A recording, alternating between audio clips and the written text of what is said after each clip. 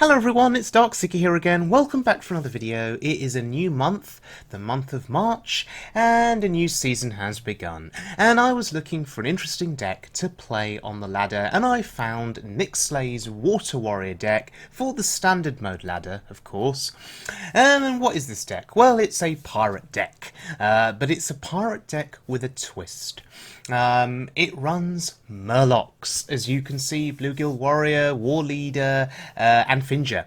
But in order to run these murlocs, certain pirates have to disappear. South Sea Captain, not in the deck. Small Time Buccaneer, after this nerf, not in the deck. Mortal Strike, taken out of the deck. So, with the removal of the Captain in the Mortal Strike, I guess you could argue it's a slightly slower deck. Yeah, it runs Finger, and in order to get Finger value, well, you've got to be turn 5 or beyond, and then you've got to attack with Finger to get some Murlocs out. Okay, so how do I feel about this deck?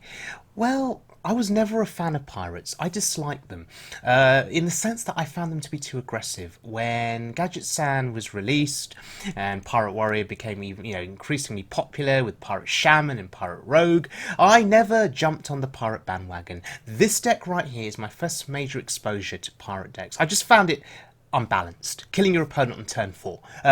But with the Murlocs being introduced here, I thought, hey, let's give it a go. Because the Murlocs fascinate me. And speaking of Murlocs, there's one. And we're going to keep him. We're going up against a Druid here.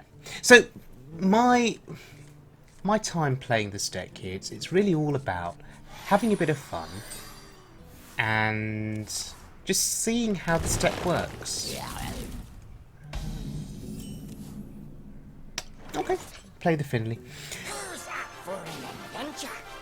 I'm curious to see what the Murloc synergy is like. Murlocs have always been attributed to Paladin decks, with anything can happen.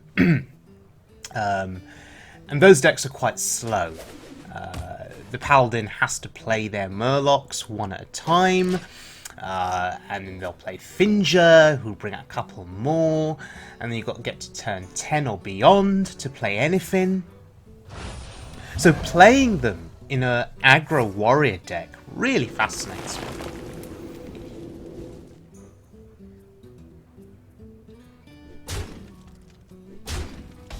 Okay, this is a druid playing Jade cards, sure. Oh look, there's patches. Yep, you see, I am that unlucky player who always draws patches in the opening hand. That happens, that's me in a nutshell. That's me in a nutshell. It's one other reason why I don't bother playing aggro decks. The couple of occasions where I have dabbled in decks like this, I've drawn patches just too often in my hand, and I just see myself as being quite unlucky. What do we do here? We have to protect the frothing Berserker. Now, that's where the Bluegill Warrior really helps. You see, we trade and trade and trade, and we protect. But here's the issue. Should you keep Bluegill Warrior in your opening hand, like I did? Or do you want Finger to be the one that brings out the Bluegill? Because my experiences up to this point with the deck are that Finger gets me no value.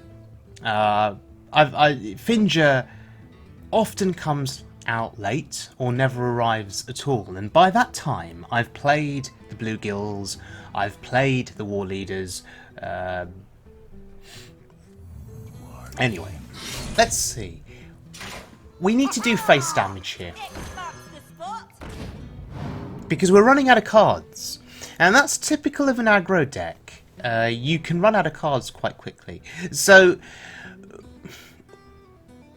we need to trade to protect the Berserker.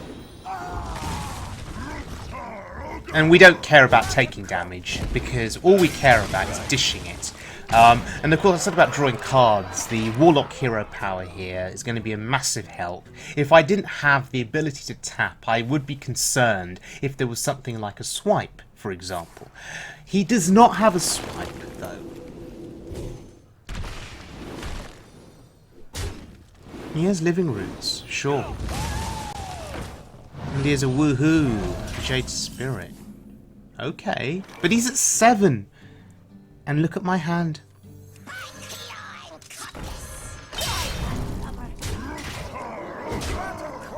Fiery Winaxe. Fiery Winaxe wins a game. Wow. Right. So that's a nice little bonus streak there. And how do I feel after that game? I feel guilty. I feel dirty. Because we've just got 500 wins.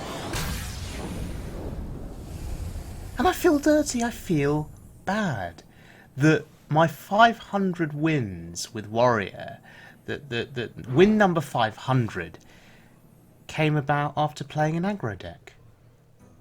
Oh well. Let's have a look at another game. And we're doing this in progress. It's turn 2 and look at the board. It's turn 2, look at the board. Wow. Just wow.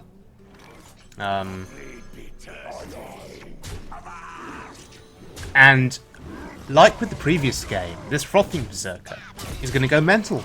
It's going to go absolutely mental. So, who needs the Small-Time Buccaneer? Seriously, who needs it? Pirate decks on their own are just ridiculously powerful even without the Buccaneer. So has that nerf really done anything at all? No, it hasn't. It really hasn't. So this deck doesn't run Mortal Strike. It's therefore perhaps slightly slower than a typical pirate deck. But it's still very, very aggressive. Very aggressive. In fact, I don't even think Mortal Strike is missed. Really. I don't think Buccaneer is missed, and I don't think that South Sea Captain is missed. This deck is still ridiculous. Now the Shaman thinks he can heal. Well, this is actually pretty good for him. So he plays the healing card and he removes a minion. Now the Jinyu Water Speaker, in my opinion, it's the best healing card in the game. 6 health restored and a 3/6 body. And notice it's a 3/6 body that can trade into my taunt and kill it. So now you've got to start counting damage. There's 7 on board. We have the Reaper, we have Leroy. But I'm going to trade. I'm actually going to trade. And there's a reason for this. It's because my mentality with the game, it's a mid-range control mentality. That's my mentality. And therefore, when I play aggro decks, sometimes I make decisions using that mentality because it's what I'm used to. I'm not used to playing aggro decks. And you could argue that I don't know how to play them, all that effectively. So I make decisions like that, and I trade. Was that the right call, or should I just have gone face, given the amount of aggro that I have in my hand, with Leroy, and the Heroic Strike, and the Weapon Charge? I guess my concern is if he had some form of spell power AoE and blasted away my board, there'd still be a minion left on his side of the board. And being a shaman that runs healing, if he then drew another healing card, would I be in trouble? Anyway, there's some taunts. It doesn't matter. I mean, honestly.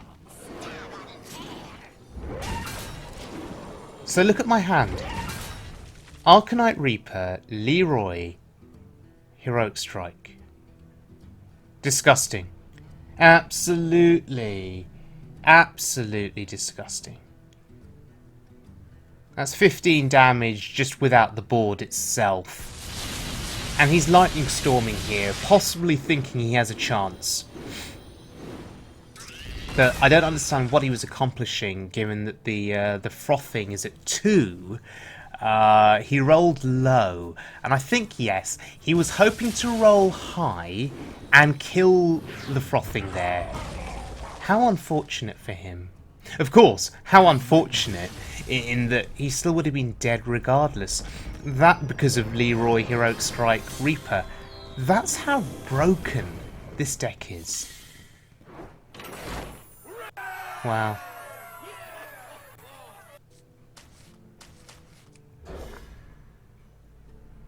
So we've had our 500 wins, but we're still carrying on because I'm waiting for something. I'm waiting for Finger value. I have yet to get Finger value. Coming down from rank 20 to 17, I have yet to get any value from Finger, and I want that value. I really want it. So, here's a Shaman. We kill the Trog. Trogs can be annoying.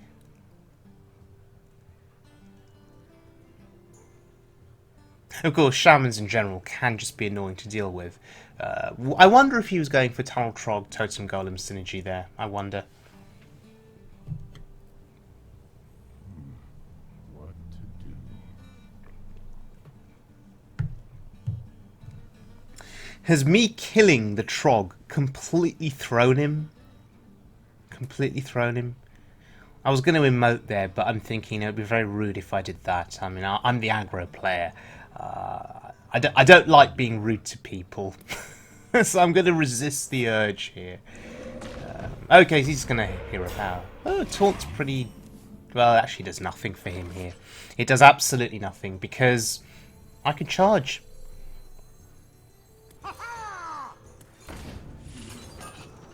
Look at the value. This is turn 2. It's turn 2. I have 6 attack on board. And a 4 damage weapon. It's disgusting.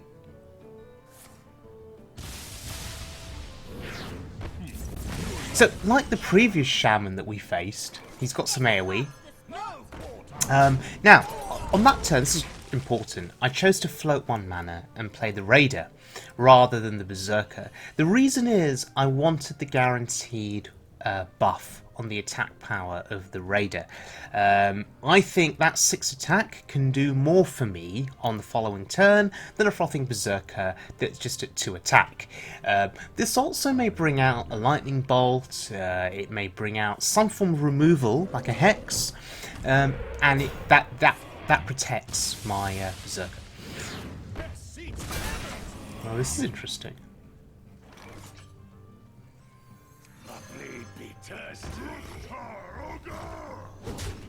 He keeps rolling these taunts that get in my way. But I don't think it's going to be enough for him. I mean, there's more taunts. This Shaman is doing what the previous one did, except he's got a Flame Tongue totem in between his taunts. But look at how my hand just plays itself out. I mean, there's a bit of luck involved here too. You can get useless hands that don't play themselves out at all. And I've had that on a couple of occasions. That's when your win streaks stop. But so far, I've had insane Frothing Berserker value. And I'm convinced that Frothing Berserker is the MVP of this deck. Not the Murlocs, not the Pirates. Yeah, they're good, but Frothing Berserker is the MVP. That is not lethal, but definitely screenshot worthy. We've got to kill the Flame Tongue here. I think that's important. But we can leave that. Because we value the 9 damage. We value the 9 damage. I mean, would it have been so bad to have ignored the Flame Tongue? I'm just thinking, again, the cautious player in me, the mid-range control player in me, just thinking of some kind of AoE and then a trade because I didn't kill the Flame Tongue. I don't know. But there we go. Okay, let's look at one more game. Now, this game is going to be interesting because, as you can see, no weapons in hand, and there's Finja. So, no weapons in hand means that, as far as I can see, we're not going to get value on the Raider, we're not going to get value on the Taunt. But there's our MVP. There's Frothing Berserker. And what we're doing right now is we're just playing minions on curve. We played a 1 into a 2, we'll play a 3 into a 4 into a 5, and these minions are not getting value, apart from patches. The deckhand didn't get charge value, so they had no weapon. Raider had no buff attack value, because there was no weapon. We're just playing on curve. Well, there's a weapon. Okay, so there's the Berserker, and the question is, will he be our MVP again? Will he be that MVP that goes absolutely nuts? Let's see.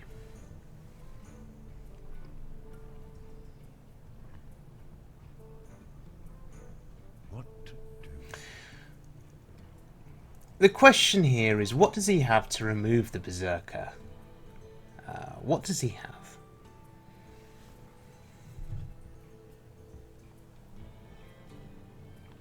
He's mousing over the Bloodsail Raider. Do you know, when people do that, it's really interesting. You can make certain assumptions based on what they mouse over. He's targeting the Berserker though, with a hero power. Ah. Which means he has Wrath. Okay, that's fine. And right now, he's thinking to himself, oh, I have some hope. Because he just got rid of the Berserker, and he's probably feeling really good about himself. I know that when I'm playing on the other side of this, when I can kill something like a Frothing Berserker without taking too much damage, I feel good too. But then this happens. The aggro warrior just refills the board, plays more stuff.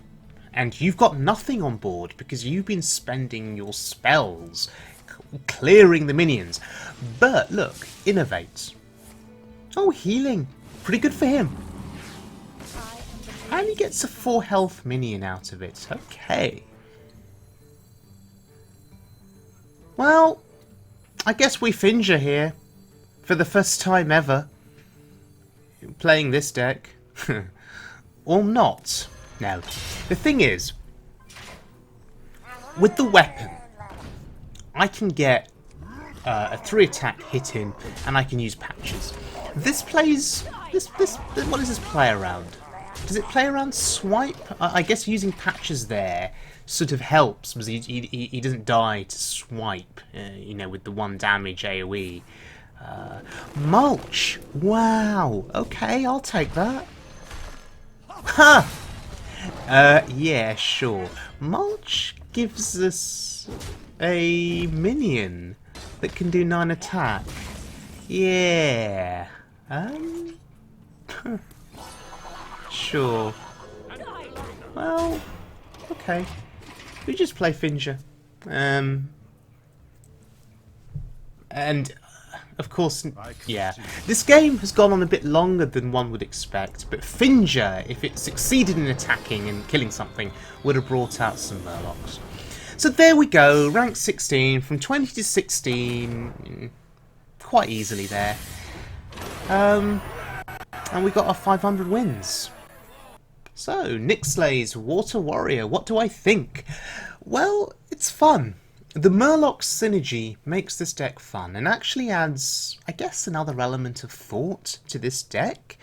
But as you saw in this video, for the most part, it plays like any other aggro deck. Your hand usually plays itself. And if you can get a bit of luck with a good curve, and if you can get some value on your Bloodsail Raider, on a charging deckhand, if you can draw life tap from Finley or the Hunter hero power, you're pretty much set. So, will I be playing this deck on the standard mode ladder from this point onwards? Probably not, because you know, if you watch the beginning of the video, you heard my thoughts on aggro decks. I'm more of a mid-range player and a control player. My experiences playing against Pirate Warrior, Pirate Shaman, Pirate Rogue historically haven't been great, and I've really raged at the fact that you sort of die, you get killed on turn 4 often, sometimes turn 5, and maybe if they're slow, turn 6. So it's not a deck that really interests me. It's not a deck type that really interests me. So I'll probably go back to playing mid-range and control. And what I'm curious about is to see what the new Ngoro expansion will bring out. Will it bring out more tools for mid-range decks? Will it bring out more tools for control? Well, we'll find out soon enough. But for now, thank you very much for joining me, everyone. I hope you enjoyed the video. If you did, please subscribe. I'd be very grateful. And I'll see you all again very soon. Our next video will feature a wild mode deck, and it will most likely be Jade Shaman.